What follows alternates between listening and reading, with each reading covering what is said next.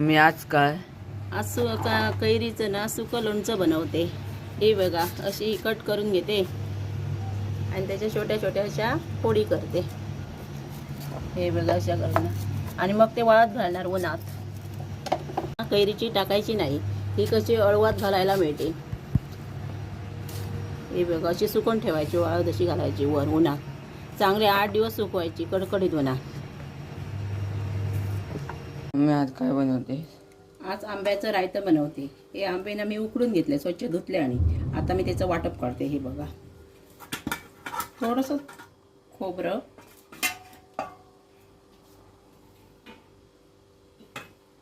लसूण घातली। आता जरा मिक्सरला फिरून घेते। आता हळद घालते, लाल तिखट घालते, गूळ घालते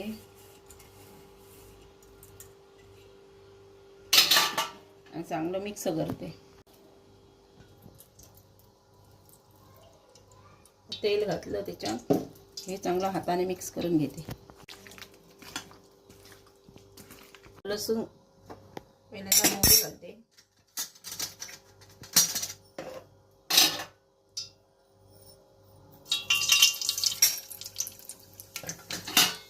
जिरं घालते,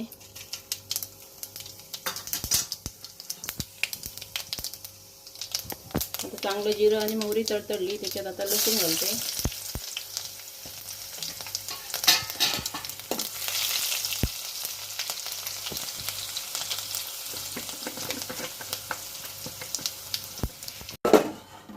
आता चांगली लसूण लाल झाली, आता हे बघा हिंग घालते।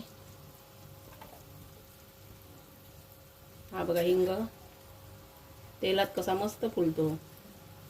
आणि अजून 1 चमचा ह्याच्या लाल तिखट घालते।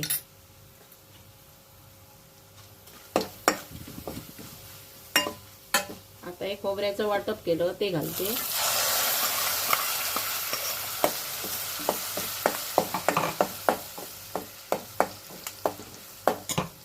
आता वाटप घातलं, आता मीठ घालते। हे बघा थोडंसं चवीपुरतं घालते मीठ। हे बघा आता चांगलं हे बघा खतखतलं। आता त्याच्यात मी आंबे सोडते। हे बघा